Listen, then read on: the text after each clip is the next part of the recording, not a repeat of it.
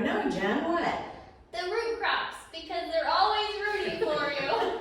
Oh, Jen, I didn't know you were so funny. I don't know if stand-up is ready for you. What root crops do you have growing on this patio this year? We have carrots over by Larry and beets here on the table, and then we have some radishes here by me.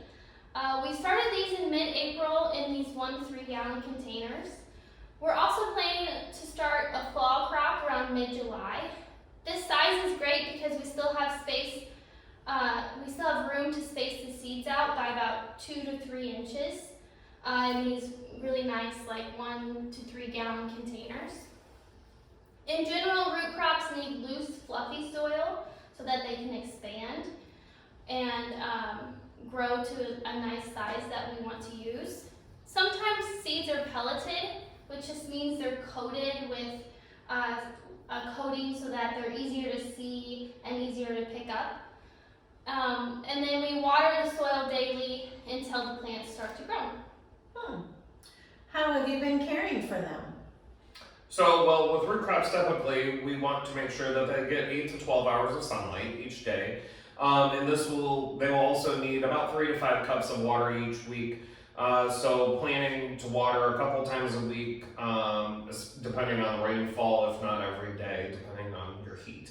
And watering in the morning, if possible, so that the plant can use the nutrients throughout the day to help in its growth. And many of our root crops prefer cooler weather.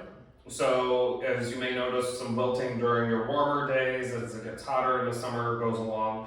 That's why Jim talked about starting a later crop in mid-July to August. But then we can also help in combating the sun and the heat by moving the containers about. So by having them in containers, we can move them into a shadier location and keep them out of that heat. So keeping the area weed-free is important, and spacing those plants out properly will help in preventing pest and disease outbreaks as well. Nice. Well, that sounds easy enough, but what kind of pests and diseases should I be watching for? That's a great question, Pam. In carrots, the main concern is rust flies.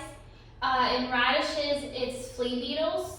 Both can be prevented using a fabric row cover between rows.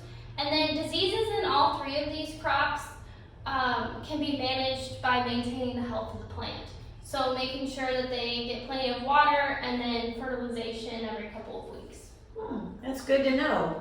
I'll have to make sure I have a good fertilizer for my garden this summer. One last question. How do you harvest these plants? So all of these will be harvested at different times. But in general, digging with a fork or a shovel will help loosen the soil around the crop. And then you will just pull the root crop up out of the ground, shake off the excess soil, and wash them, store them, and enjoy them. Carrots can usually be harvested 75 days after planting outside. And then after harvesting them, remove the tops and store the bottoms in a plastic bag in the fridge. And they can be kept for several months that way. Radishes grow fairly quickly. Also, they can be harvested 21 days after being planted outdoors. And same as carrots, you would remove the tops and then store the bottoms in a plastic bag or a container in the fridge for up to 2 weeks. And then the beets can be harvested around day 55 of being planted outdoors, or any point after that, once they've reached about 1 inch in size.